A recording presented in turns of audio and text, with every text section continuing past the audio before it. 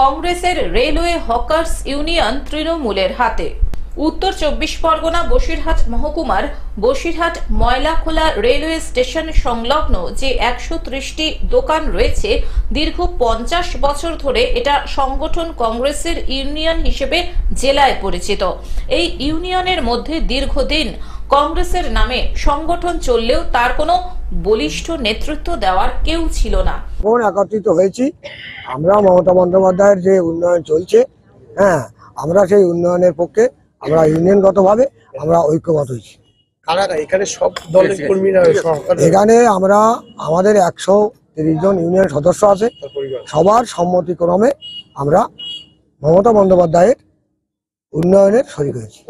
এখানে উন্নয়ন হয় না, সামগ্রিক দিক থেকেও তারা বঞ্চিত হচ্ছেন।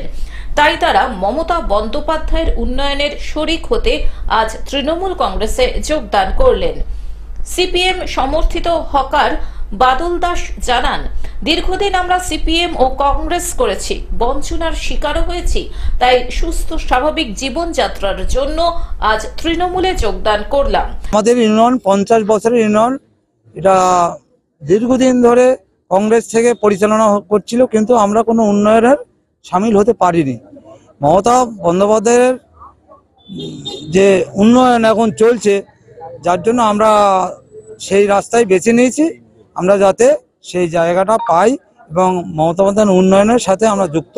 130 জন দোকানদার সবাই মতামত নিয়ে এই তৃণমূলে আমরা আজকে যোগদান করলাম।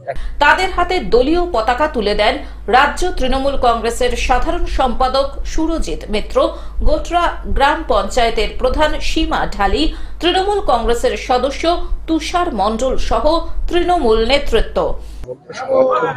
সবাই বিজেপি সিপিএম এরও সমর্থক আছে এবং কংগ্রেসেরও সমর্থক আছে।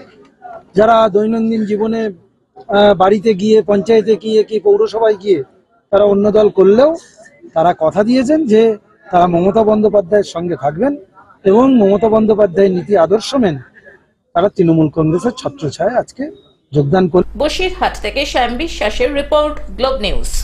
এখন থেকে গ্লোব টিভি দেখুন আপনার স্মার্টফোনেও।